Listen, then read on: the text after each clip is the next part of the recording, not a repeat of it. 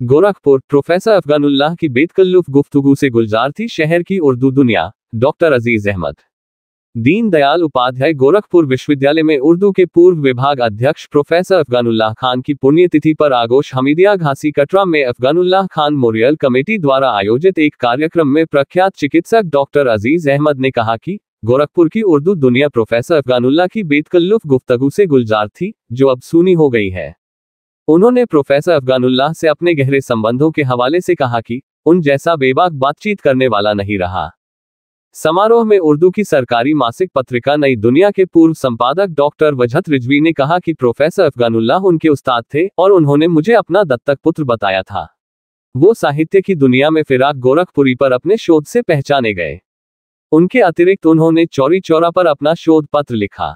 वरिष्ठ पत्रकार काजी अब्दुल रहमान ने कहा है, अफगानुल्लाह खान अच्छे अदीब के साथ बहुत व्यवहार कुशल थे। वो समाजी आदमी थे जिन्होंने अपने चाहने वालों का एक वर्ग बना लिया था। डॉक्टर तरन्नुम हसन ने उनको एक अच्छा इंसान और उस्ताद बताया।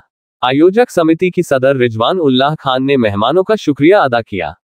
इस अवसर पर मोहम्मद इफ्राहिम, महबूब सईद हरिस, अनवर जिया, फर्रुख जमाल, इकबाल सहित नगर के गण्यमान्य नागरिक मौजूद रहे। गोरखपुर से EN दिल्ली की एक्सक्लूसिव रिपोर्ट।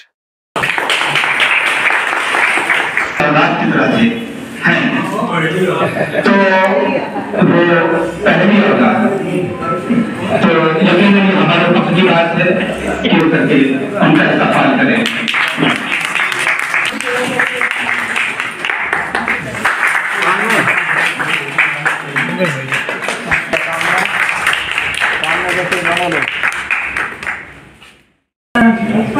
ऐसा है कि आपका जो इंटरव्यू हो, आपका काम इतना अच्छा है रामपुर वाला कि आप इसी पैटर्न पे काम करेंगी और आपने जो दिया है तो ये है कि एक चिराग उठाते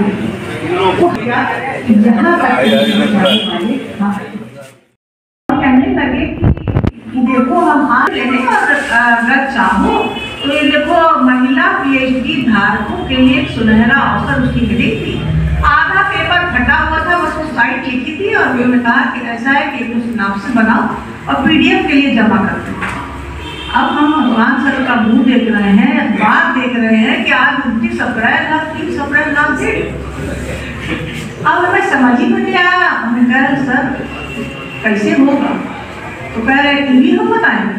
तो हमने कहा कि क्या करती रही 3 साल आराम को किया होना काम बेटी किताब में। शुक्रिया मोहतरम भाई फर्रुख जमाल साहब। जैसा कि हमने आपको बताया था कि एक नजदीक का मुकाबला हम दोनों ने करवाया था और इसके डॉक्टर प्रोफेसर अफगानुल्लाह बनाया जाए, इसलिए हम लोगों ने आज ही करने इसके लिए मुकर्रर किया कि आज ही उसका ऐलान करें। ये हम लोगों की जो कोशिश थी कि हम नए लिखने वालों को आगे ले आए, हमारी तीसरी कोशिश थी। एक जो है मुकाबला कराया था, जिसमें जो है मुकाबला नहीं था, एक बड़ा तब्दीली प्रोग्राम था। तमाम शहर के शुरा इकट्ठा हुए थे, उनको एक मिसरा दिया गया था और यहीं पर बैठ कर उन लोगों ने उस मिसरे पर अमल इनामात ये बड़ा मतलब उसका दिया था। कोई मुकाबला नहीं था, बल्कि मुस्लिम पदवा और शुरा की खिदमत उसमें हमें बताते हुए बेहद फख्र हो रहा है। उसमें हम लोग को तकरीबन 100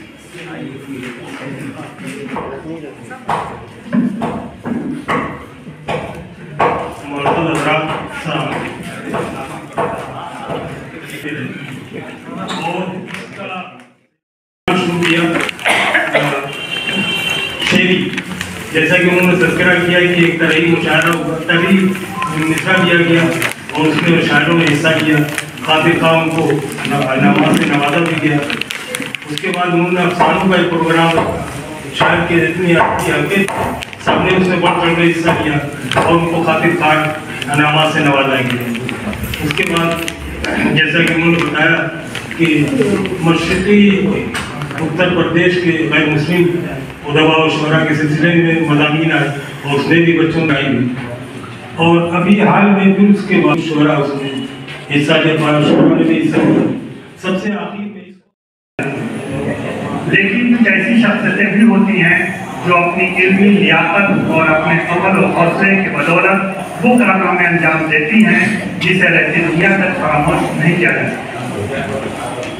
उर्दू ज़बान व अदब की उन्हीं मादूदचंद शख्सियात में से एक नाम ऐसा भी है जिसे लोग अदब और इकराम से प्रोफेसर अफानुल्लाह खान कहते हैं। मेरे लिए बहुत बड़ी सादत की बात है कि मैंने उनके ज़ेरे तरबियत उसूल इल्म के मुख्तलिफ मराहिल तय किए हैं। चूँकि वो गोरखपुर यूनिवर्सिटी में मेरे उस्ताद रहे हैं, वो मुझे उससे बेपनाह मोहब्बत फरमाते थे जिसके बयान के लिए मेरे पास लफ्ज़ें नहीं। आज उनकी अदब मौजूदगी में भी जब मैं उनकी शफ़क़तों और मेहरबानियों को याद करता हूँ ऊपर आ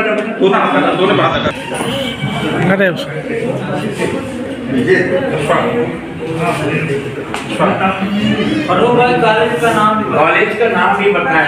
जी जी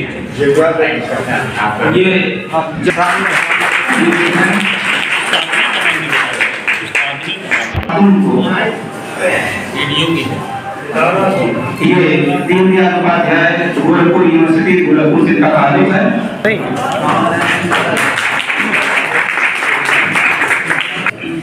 कॉलेज चला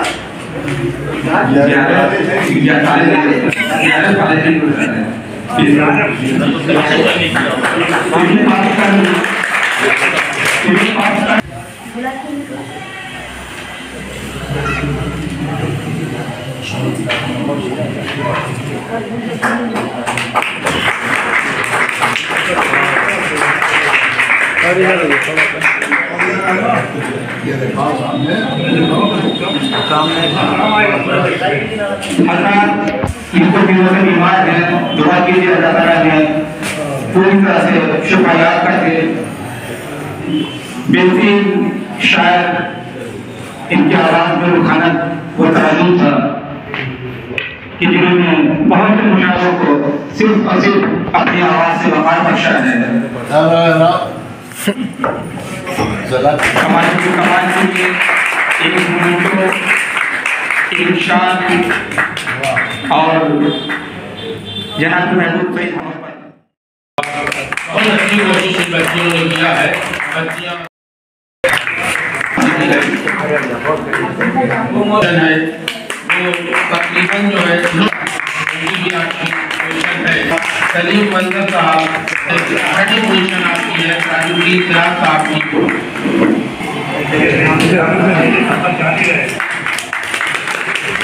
इसके बाद चौथी पोजीशन में हमारे 5 लोग हैं।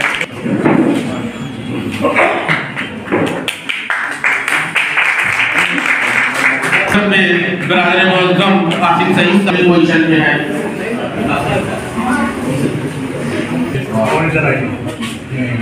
रिजवानुल हक शाकिर साहब,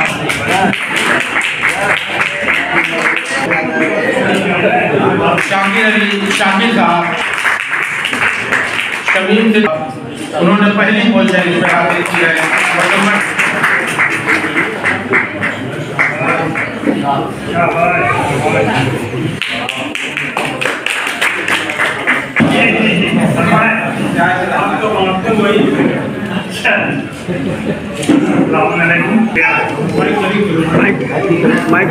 मोहतरम की गुलामी यौम वफ़ात के मौके पर जो ये प्रोग्राम मुनक़िद किया गया है और हम सभी लोग अपने उस्ताद मोहतरम को अल्लाह साहब को पेश करते हैं।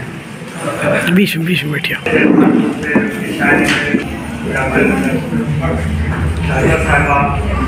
हाजी साहब लोगों ने मतलब जो उनकी जो खुशियात थी अदबी हो या उनकी अपनी जाति जो खुशियात थी उसको बड़े अच्छे